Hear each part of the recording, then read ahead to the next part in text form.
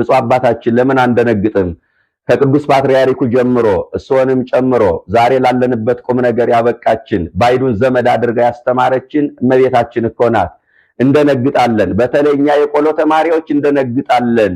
ምሳ በልተን የምንውለው ራት በልተን የምናድረው የድንግል ማርያምን ስም ጠርተን እኮ ነው። ብፁዕ አባታችን ባይዱን ዘመድ አድርጋ ያስተማረችን እናታችን ድንግል ማርያም ለዘመናት ቤዛ ቤዛ ቤዛ ተብሎ ተጠርቷል። አንድም ቀን ግን ሙሴ ለምን ቤዛ ተባለ የሚል ጥያቄ ተነስቶ አያውቅም። የሐዋርያት ሥራ ምዕራፍ 7 ቁጥር 35 ላይ እንደተመዘገበው ማለት ነው። እመቤታችን ቤዛ ናት ሲባል ግን አይ የሷ ቤዛነት የጌታን ቤዛነት ይጋፋል። የድንግል ማርያም ቤዛነት የክርስቶስን ቤዛነት አይሽርም። ምዕመናን ይህንን ልታሰምሩበት ይገባል። በመስቀል ላይ ተሰቅሎ ስጋውን ቆርሶ ደሙን አፍስሶ ያዳነን ከሷ በነሳው ስጋ ስለሆነ ድንግል ማርያምን ቤዛነት ስጋውን በመቁረስ ደሙን በማፍሰስ የተጠናቀቀ ቤዛነት ነው።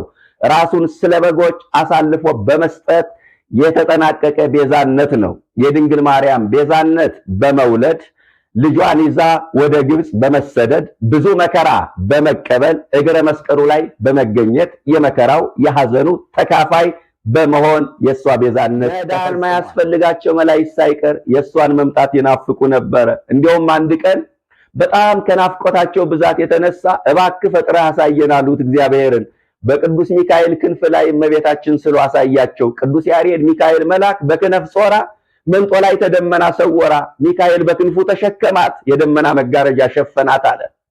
በደመና የተሸፈነ ነገር አይታይም። ገና ወደዚህ ዓለም ያልመጣች ከሐና ማኅፀን ከኢያቄም አብራክ ያልተከፈለች መሆኗን ለመግለጥ የደመና መጋረጃ ሸፈናት። የማሳያችሁ ቤዛ የሚለው ትርጉም ከድንግል ማርያም አንፃር እንዴት ይታያል? ይህንን መቼም መድኃኒት ከሰው መቀመም አይቻልም አለ። ከአንድ ሰው ብቻ መድኃኒት መቀመም ግን ተቻለ አለ።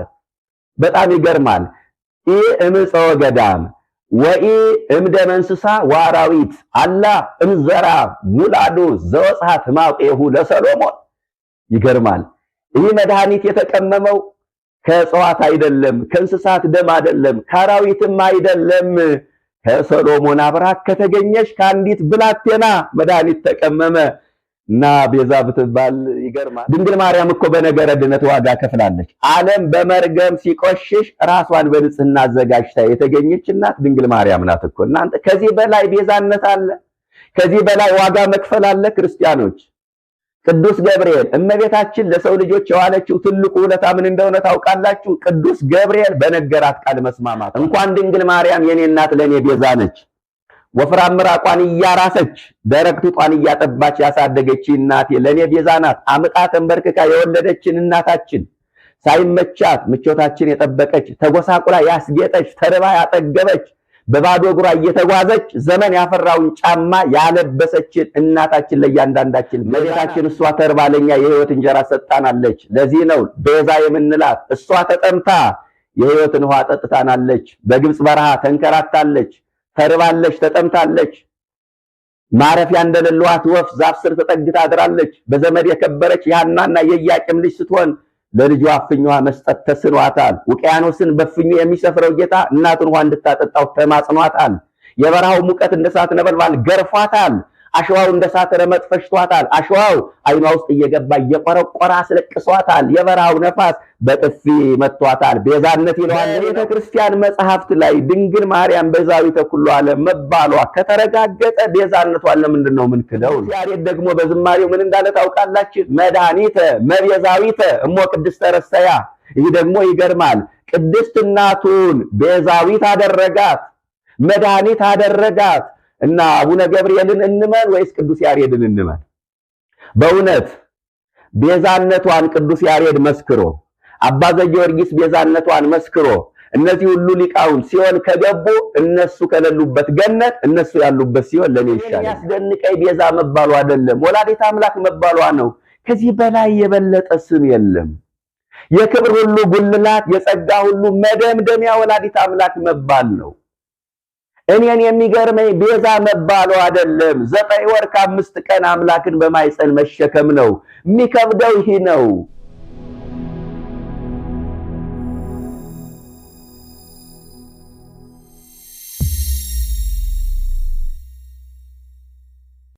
በስመ አብ ወወልድ ወመንፈስ ቅዱስ አሃዱ አምላክ አሜን። ክርስቶስ ተንሥአ እሙታን በዐቢይ ኃይል ወሥልጣን አሰሮ ለሰይጣን አግዓዞ ለአዳም ሰላም እምይእዜሰ ኮነ ፍስሐ ወሰላም። በመላው ዓለም የምትኖሩ ኦርቶዶክሳውያን በያላችሁበት እንደምን አላችሁ? ሰላም እግዚአብሔር ከሁላችን ጋራ ይሁን። እንኳን ለብርሃነ ትንሣኤው በሰላም አደረሳችሁ አደረሰን። ኢቲኬ መድኃኒት እንታሰስዋ ወድዋ ነቢያት የፈለጓት መድኃኒት ይችናት። አንደኛ ጴጥሮስ ምዕራፍ 1 ቁጥር 10 ላይ ተመዝግቦ የምናገኘው ኃይለ ቃል ነው። በዚህ ኃይለ ቃል ለተወሰኑ ደቂቃዎች እንማማራለን። ይህንን ኃይለ ቃል የመረጥኩበት ምክንያት ብፁዕ አቡነ ገብርኤል ስለ ቤዛነት ያስተማሩት ትምህርት ሰሞኑን በማህበራዊ ሚዲያ የመወያያ አጀንዳ ሆኗል። ብዙዎቹ እየተቀባበሉት ይገኛሉ። መቼም በየጊዜው አጀንዳ ይሰጠናል። ስጋዊም ይሁን መንፈሳዊ አጀንዳ ይቀርብልናል። እኛም ሰለባዎች ሆነናል፣ ተቀባዮች ሆነናል።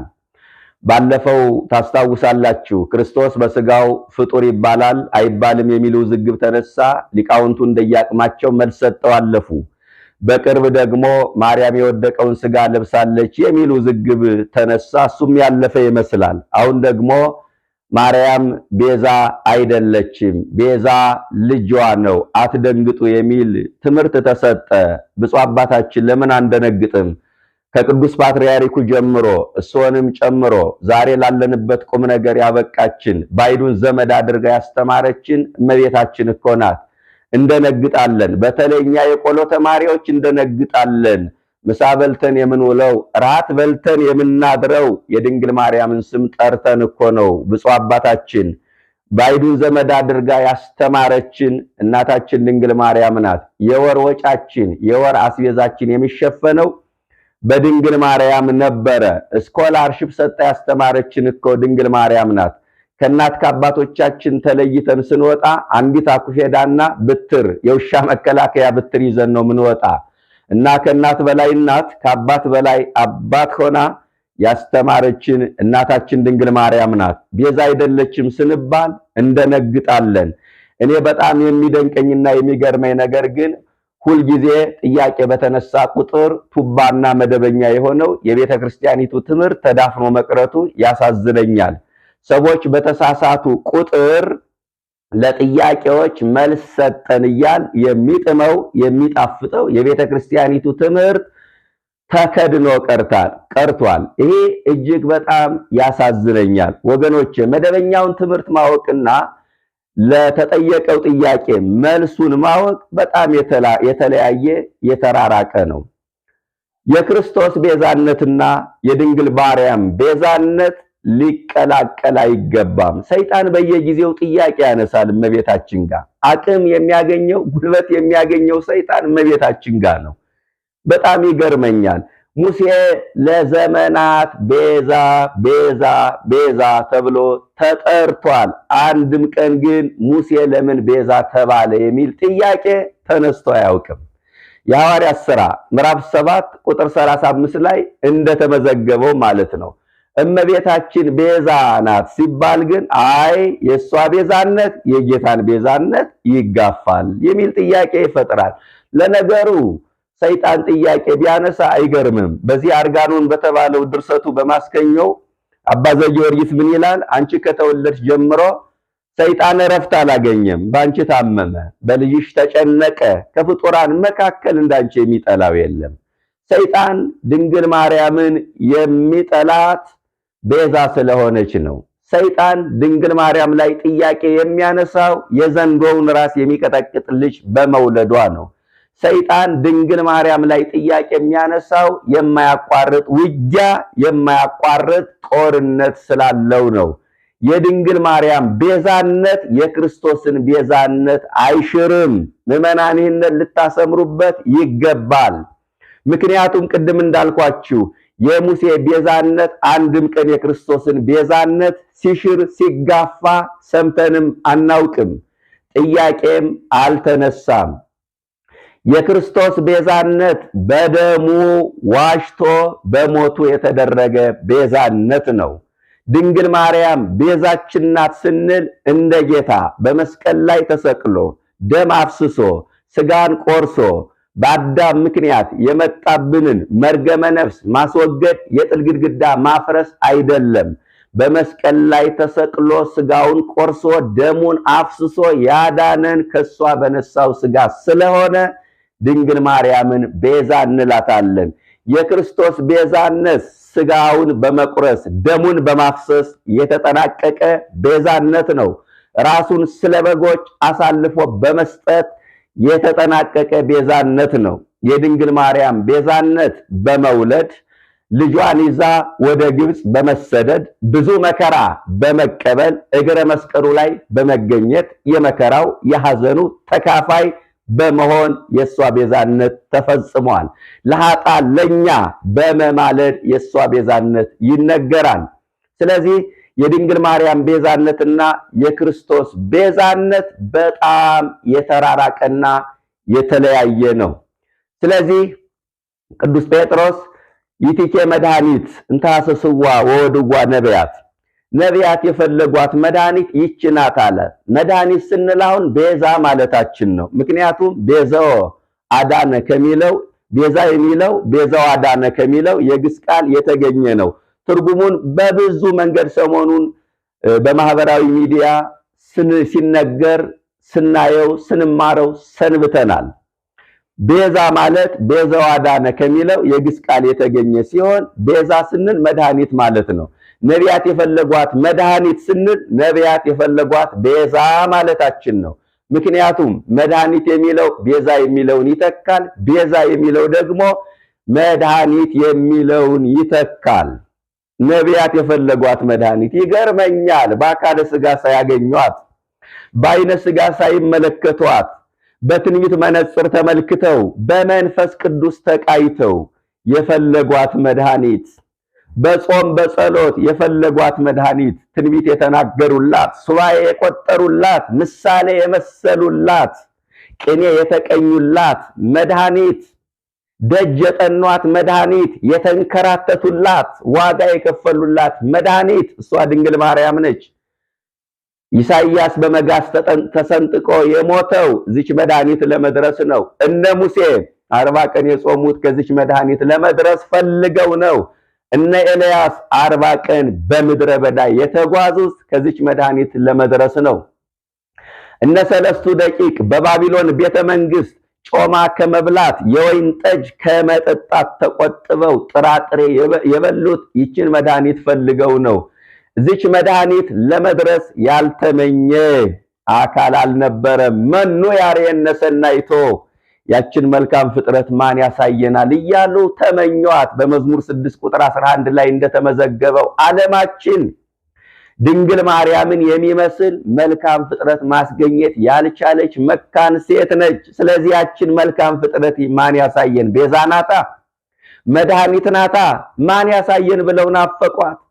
በዚህ በዕብራውያን 11 ቁጥር 13 ላይ እምሩቅ ርዕዋ ወታምህዋ፣ ከሩቅ ነው አዩአት፣ ተስፋ አደረጓት። መድኃኒት ነች፣ ቤዛ ናት። ከሩቅ ነው አያት፣ ተስፋ አደረጓት። እንኳን መዳን የሚገባቸው ፍጥረታት ይቅርና መዳን ማያስፈልጋቸው መላእክት ሳይቀር የእሷን መምጣት ይናፍቁ ነበረ። እንዲያውም አንድ ቀን በጣም ከናፍቆታቸው ብዛት የተነሳ እባክህ ፈጥረህ አሳየን አሉት እግዚአብሔርን። በቅዱስ ሚካኤል ክንፍ ላይ እመቤታችን ስሎ አሳያቸው። ቅዱስ ያሬድ ሚካኤል መልአክ በክነፍ ጾራ መንጦላዕተ ደመና ሰወራ፣ ሚካኤል በክንፉ ተሸከማት፣ የደመና መጋረጃ ሸፈናት አለ። በደመና የተሸፈነ ነገር አይታይም። ገና ወደዚህ ዓለም ያልመጣች ከሐና ማኅፀን ከኢያቄም አብራክ ያልተከፈለች መሆኗን ለመግለጥ የደመና መጋረጃ ሸፈናት። በሚካኤል ክንፍ ላይ ስሎ አሳይቷቸዋል። እሷን ያልናፈቀ እሷን ያልተመኘ ማን ነው? ነቢያት የፈለጓት መድኃኒት። ነቢያት ለምን ይችን መድኃኒት ፈለጉ ካላችሁ በሽተኞች ስለሆኑ ነዋ። ሕሙማን ይፈቅድ ወላቃቢ ሰራ አይደለ? በሽተኛው ሁልጊዜ ባለ መድኃኒቱን ይፈልገዋል። ምክንያቱም የአዳም ኃጢአት የውርስ ኃጢአት ሆኖ 5500 ዘመን ከትውልድ ወደ ትውልድ ሲተላለፍ ቆይቷል። ነቢያት በሰውት መስዋዕት፣ በጸለዩት ጸሎት፣ በተቀበሉት መከራ አዳምንና ዘሮቹን ማዳን አልቻሉም። እንግዲህ እኮ ሕዝቡን ከጊዜያዊ መቅሰፍት ከወረርሽኝ ከበሽታ ታድገውታል። በአዳም በኩል የገባውን የኃጢአት በሽታ ግን ማስወገድ አልቻሉም። ብዙሃን ነቢያት ሞቱ፣ ወአልቦ ዘበቋ ሞቶሙ፣ ብዙ ነቢያት ሞቱ። በመሞታቸው ግን ሕይወትን መድኃኒትን ማምጣት አልቻሉም። የተዘጋውን ገነት የተነጠቅነውን ርስት ማስመለስ አልቻሉም። የእግዚአብሔርን ፍርድ ማንሳት አልቻሉም። ለምን? እነሱም በሽተኞች ናቸው። የአዳም ኃጢአት እንደ ተላላፊ በሽታ ከትውልድ ወደ ትውልድ ይተላለፍ ስለነበረ ይህ በሽታ እነሱም ጋር ደርሷል እና አንድ መድኃኒት ተገኘች። የአዳም በሽታ በሽታው ያላረፈባት የአዳም የባህሪ ጉስቁልና ያልደረሰባት ጥንተ አብሶ የጥንት በደል የውርስ ኃጢአት ያላገኛት በሽታው ያልነካት አንዲት ፍጥረት ተገኘች። ስለዚህ ይህችን ፍጥረት ናፈቁ። ለምን? ለመዳናቸው ምክንያት እሷ መሆኗን አምነዋል። መድኃኒቱ የሚገኘው ከዚች መድኃኒት መሆኑን ተረድተዋል። ስለዚህ ይህችን መድኃኒት ናፈቁ። በእውነት ነቢያት የፈለጓት መድኃኒት እና እቺም መድኃኒት ሆና የተሰጠችን መቼ እንደሆነ ታውቃላችሁ? ቤዛ ሆና ድንግል ማርያም የተሰጠችን ይኩነኒ ብላ ብስራተ ገብርኤልን ስትቀበል መድኃኒት መሆኗን ተረጋገጠ። መቼም መድኃኒት ዝም ብሎ መድኃኒት ነው ስለተባልን እኮ አንወስደውም። መድኃኒት መሆኑ መረጋገጥ መቻል አለበት አይደለ? በባለሙያ። ስለዚህ ድንግል ማርያም መድኃኒት መሆኗ የተረጋገጠው ይኩነኒ ብላ ብስራተ ገብርኤልን ስትቀበል ነው። ነቢያት የፈለጓት መድኃኒት። ስለዚህ ድንግል ማርያምን አሁን የማሳያችሁ ቤዛ የሚለው ትርጉም ከድንግል ማርያም አንጻር እንዴት ይታያል? ይህንን እንዳትረሱ። ስለዚህ ድንግል ማርያም ቤዛ ወይም መድኃኒት የተባለችው ንጽሕት ቅድስት የአዳም የውርስ ኃጢአት ያላገኛት በሽታው ያልነካት በመሆኗ መድኃኒት ተብላለች። ምክንያቱም በሽተኛ ሆኖ መድኃኒት መሆን ስለማይቻል እሷ ደግሞ ይህ በሽታ አልነካትም። በዚህ ምክንያት ድንግል ማርያምን ቤዛ ወይም መድኃኒት እንላታለን። ምክንያቱም ቅድም መግቢያዬ ላይ ነግሬያቸዋለሁ። መድኃኒት የሚለው ቤዛ የሚለውን፣ ቤዛ የሚለው መድኃኒት የሚለውን ይወክላል ይተካል ብያቸዋለሁ። ድንግል ማርያምን ቤዛ የምንላት ከዚህ የተነሳ ነው። ንጽሕት በመሆኗ ኃጢአት አዳም ያላገኛት በመሆኗ ነውር ያልተገኘባት በመሆኗ። ሁለተኛ ድንግል ማርያምን መድኃኒት የምንላት ለምን እንደሆነ ታውቃላችሁ? የመድኃኒቱ መገኛ ስለሆነች። መድኃኒት የተገኘባት እርሷ መድኃኒት ብትባል ምን ይገርማል? የሞት መድኃኒት ክርስቶስን ወልዳ ሰጣ መድኃኒት ብትባል ምን ይደንቃል? መድኃኒት የሚቀመመው እኮ ከእጽዋት ነው። እናንተ ድንግል ማርያም እኮ መድኃኒቱ ክርስቶስ የተቀመመባት እኮ ዕፀ ሕይወት ነች። እንዲያውም አባ ዘጊዮርጊስ ደግሞ በጣም ለየት አድርጎ መቼም መድኃኒት ከሰው መቀመም አይቻልም አለ። ከአንድ ሰው ብቻ መድኃኒት መቀመም ግን ተቻለ አለ። በጣም ይገርማል። እምፀወ ገዳም ወኢ እምደመ እንስሳ ወአራዊት አላ እምዘራ ሙላዱ ዘወጽሐት ማቄሁ ለሰሎሞን። ይገርማል። ይህ መድኃኒት የተቀመመው ከእጽዋት አይደለም፣ ከእንስሳት ደም አይደለም፣ ከአራዊትም አይደለም። ከሰሎሞን አብራክ ከተገኘች ከአንዲት ብላቴና መድኃኒት ተቀመመ እና ቤዛ ብትባል ይገርማል። ቤዛ ብትባል አሁን ይሄን ያህል ያበሳጫል፣ ያንጫጫል። በእውነት ድንግል ማርያምን ቤዛ መድኃኒት የምንላት የመድኃኒት መገኛ ስለሆነች ነው። የሱ መድኃኒትነት የባህሪ፣ የሷ መድኃኒትነት ደግሞ የጸጋ ነው። የሱ ቤዛነት የባህሪ ነው። ምን ማለታችን ነው? ቤዛነቱ ከእርሱ የሚገኝ ነው፣ በእርሱ ውስጥ ያለ ነው። የእርሷ ቤዛነት ደግሞ ከልጇ የተገኘ ነው። ይህንን መለየት ይገባል። ሶስተኛ ድንግል ማርያምን ቤዛ ናት የምንለው ክርስቲያኖች ካሳ የሔዋን ካሳ የተፈጸመው በድንግል ማርያም ስለሆነ ነው። ቤዛ ማለት ካሳ አይደለ? ሌላኛው ትርጉሙ። ስለዚህ የሔዋን ካሳ የተፈጸመው በድንግል ማርያም ነው። ቅዱስ ኤፍሬም በማስገኘው ውዳሴ ማርያም ምን አለ? ተፈሲ ኦ መድኃኒታ ለሔዋን፣ የሔዋን መድኃኒቷ እመቤታችን ሆይ ተፈሲ ደስ ይበልሽ፣ ደስታ ይገባሻል አላት። ለምን? የሔዋን ካሳ የተፈጸመው በድንግል ማርያም ነውና። ሊቃውንቱ ምን ይላሉ? የሔዋንን ካሳ ለድንግል ማርያም፣ የአዳምን ካሳ ለጌታ ሰጠው ይተረጉማሉ። ይህ ማለት በጌታ ማዳን ተከፍሎ አለበት ማለት ግን አይደለም። ነገር ግን የአዳምን ካሳ ለጌታ ሰጠው ይተረጉማሉ። እመቤታችን ቤዛነቷ እንዳይቀር እኮ ነው። ቤዛነቷ እንዳይቀር እኮ ነው። ቤዛ ሲባል አሁን ምንድነው? በክርስቶስ በኩል ወገኖቼ ክርስቶስ ቤዛ ማለት ካሳ ነው ብለናል አይደለ? የክርስቶስ ቤዛነት ምንድነው ሲባል የአዳምን አካሉን አካል ባህሪውን ባህሪ አድርጎ አዳም ሊቀበለው የሚገባውን መከራ እሱ ተቀብሎ አዳምንና ዘሮቹን አድኗል። ምን ማለት ነው? እኛ መስራት የሚገባንን እሱ ሰርቶ እኛ መቀበል የሚገባንን መከራ እሱ ተቀብሎ እኛ መክፈል የሚገባንን ዋጋ እሱ ከፍሎ አድኖናል። ይህ ቤዛነት ነው። ስለ በጎች ነፍሱን አሳልፎ በመስጠት የተከፈለ ቤዛነት፣ የተከፈለ ካሳ ነው። ስለዚህ ካሳ ሲባል ባጭሩ መስቀል ላይ ያለውን ነገር ማየት በቂ ነው። እኛን ከፍርድ ለማዳን እሱ ተፈረደበት። ይህ ካሳ ይባላል። እኛ ጻድቃን እንድንባል እሱ ኃጢአተኛ ተባለ። ይህ ካሳ ነው። እኛ ንጹሃን እንድንባል እሱ በጲላጦስ ፊት እንደ ወንጀለኛ ተቆጥሮ በዳኛው ፊት ቀረበ። ካሳ ይባላል።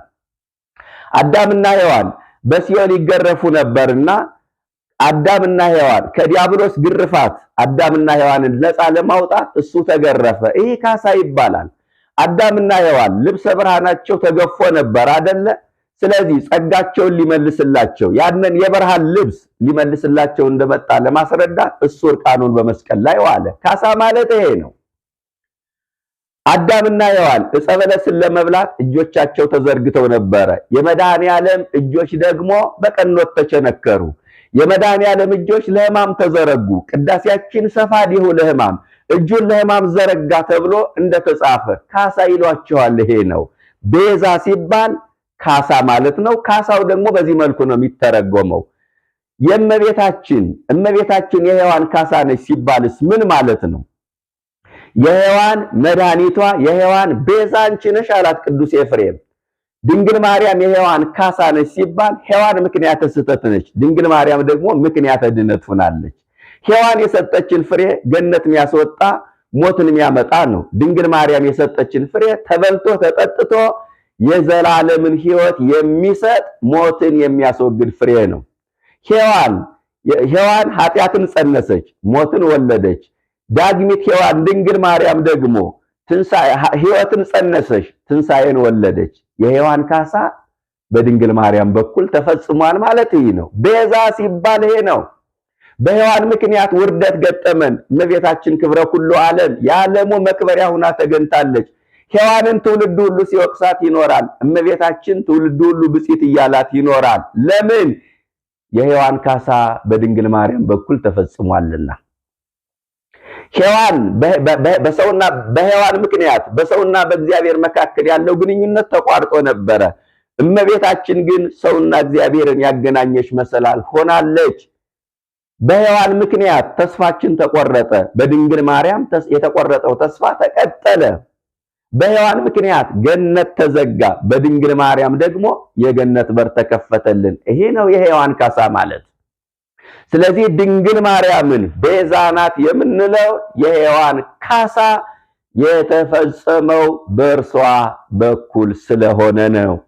ለዚህ አይደለ ሰሎሞን በመኃልየ መኃልይ ምዕራፍ 4 ላይ አሐቲ ይእቲ ለማ ለእናቷ አንዲት ናት ይላል። አያችሁ፣ እናቷ የተባለች እኮ ሔዋን ናት። ሔዋን ብዙ ልጆችን ወልዳለች እኮ። እነዚያ ሁሉ ግን ምክንያተ ድነት ሊሆኗት አልቻሉም። ስለዚህ ምክንያተ ድነት የሆነች አንዲት አለች፣ እሷም ድንግል ማርያም ናት። ለዚህ ነው ለእናቷ አንዲት ናት። ቤዛነቷን የሚገልጥ ቃል ነው ድንግል ማርያምን ቤዛ የምንላት። ሶስተኛው ለዚህ ነው። ልብ ብላችሁ ተከታተሉ ክርስቲያኖች። ድንግል ማርያምን ቤዛ የምንላት አንደኛ የአዳም ኃጢአት ስለሌለባት፣ ሁለተኛ ድንግል ማርያምን ቤዛ የምንላት የቤዛ እናት ስለሆነች፣ የመድኃኒት መገኛ ስለሆነች፣ ሶስተኛ ድንግል ማርያምን ቤዛ የምንላት የሔዋን ካሳ የተፈጸመው በእርሷ በኩል ስለሆነ፣ አራተኛ ድንግል ማርያምን ቤዛ ናት ወይም መድኃኒት ናት የምንለው ዋጋ ስለከፈለች ነው። ቤዛ ማለት ዋጋ መክፈል አይደለ? ሌላኛው ትርጉም አያችሁ አሁን ቤዛ ከድንግል ማርያም አንፃር እንዴት ይተረጎማል ነው ነጥቤ። ድንግል ማርያም እኮ በነገረ ድነት ዋጋ ከፍላለች። ዓለም በመርገም ሲቆሽሽ ራሷን በንጽህና አዘጋጅታ የተገኘች እናት ድንግል ማርያም ናት እኮ። እናንተ ከዚህ በላይ ቤዛነት አለ? ከዚህ በላይ ዋጋ መክፈል አለ? ክርስቲያኖች ቅዱስ ገብርኤል እመቤታችን ለሰው ልጆች የዋለችው ትልቁ ውለታ ምን እንደሆነ ታውቃላችሁ? ቅዱስ ገብርኤል በነገራት ቃል መስማማቷ ነው። ይሁንልኝ ባትል ኑሮ ድንግል ማርያም የሰው ልጆች መዳን ጥያቄ ምልክት ውስጥ ይገባ ነበረ። እንዲያው በግድ ከሷ ይጸነሳል እንዳንል በእውነት ጌታ ከማን ይጸነስ ነበር? እሷ ይሁንልኝ ባትል ኑሮ በግድ ከሷ ይጸነሳል እንዳንል እሱ በግድ የሚጸነስ አምላክ አይደለም። ለሰው ልጆች ነፃ ፈቃድ ሰጥቷል። ሊያድን እንኳን ሲፈልግ ልድን ትወዳለህ፣ ልድኝ ትወጃለሽ ነው የሚለው። አስገድዶ የሚያጸድቅ አስገድዶ የሚኮንን አምላክ አይደለም። ሌላ ሴት ጋር ይጸነሳል እንዳንል በዚያን ዘመን እሷን የምትመስል በንጽህና በቅድስና የተዘጋጀች አምላክን ለመውለድ የምትበቃ ሴት አልነበረችም። እና እመቤታችን ይሁንልኝ ባትል ኑሮ የሰው ልጆች መዳን ጥያቄ ውስጥ ይገባ ነበር የምንለው ለዚህ ነው። ዋጋ ከፍላለችና ቤዛ ናት። ዓለምን ወክላ ስምምነቱን የተቀበለች ዋጋ የከፈለች ከቅዱስ ገብርኤል ጋር የቃል ኪዳን ሰነድ የተፈራረመች ድንግል ማርያም ናት። ቤዛ መባል ይገባታል። ድንግል ማርያምን ቤዛ የምንላት ለዚህ ነው፣ ዋጋ ስለከፈለች ነው። አያችሁ፣ አንደኛው ንጽሕት ስለሆነች የአዳም ኃጢአት ስለሌለባት፣ ሁለተኛ የመድኃኒት እናት ስለሆነች ቤዛ እንላታለን። ሶስተኛው ቤዛ የምንላት የሔዋን ካሳ በእሷ ስለተፈጸመ፣ አራተኛ ቤዛ የምንላት ትርጉሙ ዋጋ መክፈል ስለሆነ እሷ ደግሞ በነገር ድነት ዋጋ ስለከፈለች ነው። አምስተኛ ድንግል ማርያምን ቤዛ የምንላት ለውጥ ስለሆነች ነው። ቤዛ ማለት ለውጥ አይደለ? ምትክ ማለት አይደለ? ድንግል ማርያም እኮ ለውጥ ነች። እንኳን ድንግል ማርያም የኔ እናት ለኔ ቤዛ ነች። ወፍራም ምራቋን እያራሰች ደረቅ ጡጧን እያጠባች ያሳደገች እናቴ ለኔ ቤዛ ናት። አምጣ ተንበርክካ የወለደችን እናታችን ሳይመቻት ምቾታችን የጠበቀች ተጎሳቁላ ያስጌጠች ተርባ ያጠገበች በባዶ እግሯ እየተጓዘች ዘመን ያፈራውን ጫማ ያለበሰችን እናታችን ለእያንዳንዳችን ቤዛ ናት። እንዴ ሳይኖሩ ልጆቻቸውን የሚያኖሩ ወላጆች እኮ አሉ። ለውጥ ማለት ይሄ አይደለ እንዴ? ተጎሳቁለ ልጆቻቸውን የሚያስጌጡ፣ ተርበው ልጆቻቸውን የሚያጠግቡ፣ እየሞቱ ልጆቻቸውን የሚያኖሩ፣ ተሰድበው ልጆቻቸውን የሚያስከብሩ ወላጆች አሉ። ይሄ ነው ለውጥነት፣ ይሄ ነው ምትክነት። እመቤታችን እሷ ተርባ ለኛ የሕይወት እንጀራ ሰጣናለች። ለዚህ ነው ቤዛ የምንላት። እሷ ተጠምታ የሕይወትን ውሃ ጠጥታናለች። በግብፅ በረሃ ተንከራታለች፣ ተርባለች፣ ተጠምታለች። ማረፊያ እንደሌሏት ወፍ ዛፍ ስር ተጠግታ አድራለች። በዘመድ የከበረች የሐናና የኢያቄም ልጅ ስትሆን ለልጇ እፍኝ ውሃ መስጠት ተስኗታል። ውቅያኖስን በፍኙ የሚሰፍረው ጌታ እናቱን ውሃ እንድታጠጣው ተማጽኗታል። የበረሃው ሙቀት እንደ እሳት ነበልባል ገርፏታል። አሸዋው እንደ እሳት ረመጥ ፈሽቷታል። አሸዋው ዓይኗ ውስጥ እየገባ እየቆረቆረ አስለቅሷታል። የበረሃው ነፋስ በጥፊ መቷታል። ቤዛነት ይለዋል ይሄ ነው። ዓለም የዳነው በክርስቶስ ሞት አይደለም? የድንግል ማርያምም አዎ የሷ መራብ፣ የሷ መጠማት፣ የሷ መከራ መቀበል፣ የሷ ማዘን ለመዳናችን አንዱ መንገድና ድርሻ ነው። ስለዚህ ቤዛ እንላታለን። አምስተኛ ይሄ ነው። ስድስተኛ ድንግል ማርያምን ቤዛ ወይም መድኃኒት የምንላት የባህሪ ስሙን ለሰው በጸጋ ስለሚሰጥ ነው። እሱ የስም ስስት የለበትም። ለባህሪው ምቀኝነት አይስማማውም። ካህን ተብሎ ካህናት አሰኝቶናል። ብርሃን ተብሎ ብርሃናት አሰኝቶናል። አያችሁ፣ ብርሃን ተብሎ ብርሃናት አሰኝቶናል። ኖላዊ ተብሎ ኖሎት ተብለን እንድንጠራ ፈቅዶልናል። አምላክ ተብሎ አማልክት፣ ቅዱስ ተብሎ ቅዱሳን ተብሎ እንዲጠሩ ፈቅዷል። እና ለዚህ ሁሉ ለምንድን ነው ጥያቄ የማይነሳው? ካህን ሆኖ ካህናት ካሰኘን እንዴ ስም እኮ የሱ ስም ነው። ሌሎቹ ለምን ካህናት ይባላሉ? የዓለም ብርሃን እኮ እሱ ነው። ሐዋርያት ለምንድን ነው የዓለም ብርሃን የሚባሉ የሚል ጥያቄ ይነሳል። ስለዚህ ቤዛ ኩሉ ተብሎ ደግሞ እሷን ቤዛዊተ ኩሉ ዓለም ተብሎ እንድትጠራ ፈቀደ። እሷ ጋር ሲሆን ለምንድን ነው ጥያቄ የሚነሳው? እንዲህ በጣም እኮ ያሳዝናል። ለምንድነው እሷ ጋር ጥያቄ የባህሪ ስሙን ለሰዎች በጸጋ ሰጥቶታል። የባህሪ ስሙ የሱ ምንድነው? ቤዛ ኩሉ ዓለም፣ የዓለም መድኃኒት። በሌላ አነጋገር የስጋዌ ስሙ ቤዛ ኩሉ ዓለም፣ የዓለም መድኃኒት። እሷስ ቤዛዊተ ኩሉ ዓለም አይደለ? አዎ በሳታቱ ላይ እንደምታውቁት ማርያም ቅድስት ቤዛዊተ ኩሉ ዓለም አይደል ሚላት? ቤዛዊተ ኩሉ ዓለም። ወይ ይሄ ይታረም ካላችሁ ሌላ ጥያቄ ነው። ሊቃውንቱ ተሰብስበው ይወያዩ። እንግዲህ ለመታረም የሚያስችል አቅሙ ካለ በቤተ ክርስቲያን መጽሐፍት ላይ ድንግል ማርያም ቤዛዊተ ኩሉ ዓለም መባሏ ከተረጋገጠ ቤዛነቷን ለምንድነው ምንክደው ነው? ለምንድነው ምንክደው? ንትፌሳ ኩልነ በዝክረ ስምኪ ጡም ወደ ማስካልኪ ማዕድም ማርያም ቅድስት ቤዛዊተ ኩሉ ዓለም ተብሎ ተጽፏል። ስለዚህ ድንግል ማርያም ቤዛ የምንላት የባህሪ ስሙን ለሰዎች በጸጋ ስለሚሰጥ ነው። እንዴ የክርስቶስ መድኃኒትነትና የሷ መድኃኒትነት ልዩነት አለው። ማርያም ቤዛናት ሲባል የክርስቶስን ቤዛነት ትተካለች ማለት አይደለም። ይህንን አሳምረን እናውቃለን። ማርያም ቤዛናት ስትባል የክርስቶስን ቤዛነት ትተካለች ማለት አይደለም። አምላካዊ ማዳን በመስቀል ላይ የሰጠን ድህነት አምላካዊ ማዳን ይባላል። በዚህ የማዳን ስራ ውስጥ ከፍጡራን መካከል የተሳተፈ የለም። ቅድም እንደነገርኳችሁ የጥልን ግድግዳ በመስቀል ላይ ሆኖ ያፈረሰ፣ ሞትን በሞቱ የደመሰሰ፣ ነፍሱን ስለሁላችን ቤዛ አድርጎ አሳልፎ የሰጠ አንዱ ኢየሱስ ክርስቶስ ነው። ይህንን እናምናለን። የድንግል ማርያምን ቤዛነት ደግሞ ምክንያተ ድህነት ድርሻ መካድ አይገባም ወገኖቼ። መጽሐፍቱ መስክረውላታል። ይትኬ መድኃኒት እንታሰስዋ ወድጓ ነቢያት የፈለጓት መድኃኒት እችናት አለ ጴጥሮስ። ጴጥሮስ ቤዛነቷን መሰከረ እኮ። ቅዱስ ኤፍሬም ተፈስዮ መድኃኒታ ለሔዋን፣ የሔዋን መድኃኒቷ አንቺ ነሽ ብሎ መሰከረላት። እስቲ አባ ዘጊዮርጊስ ደግሞ ምን አለ? ቤዛ ነፍሰ ኩሉ መዋቲ በሰማይኒ ወበምድራንቲ፣ በሰማይም በምድርም አንቺ ቤዛ ነሽ አላት። ቅዱስ ያሬድ ደግሞ በዝማሬው ምን እንዳለ ታውቃላችሁ? መድኃኒተ መቤዛዊተ እሞ ቅድስተ ረሰያ። ይህ ደግሞ ይገርማል። ቅድስት እናቱን ቤዛዊት አደረጋት፣ መድኃኒት አደረጋት። እና አቡነ ገብርኤልን እንመን ወይስ ቅዱስ ያሬድን እንመን? አባ ዘጊዮርጊስን እንመን ወይስ ብፁዕ አቡነ ገብርኤልን እንመን? በእውነት ቤዛነቷን ቅዱስ ያሬድ መስክሮ፣ አባ ዘጊዮርጊስ ቤዛነቷን መስክሮ፣ እነዚህ ሁሉ ሊቃውንት ሲኦል ከገቡ እነሱ ከሌሉበት ገነት እነሱ ያሉበት ሲኦል ለኔ ይሻለኛል።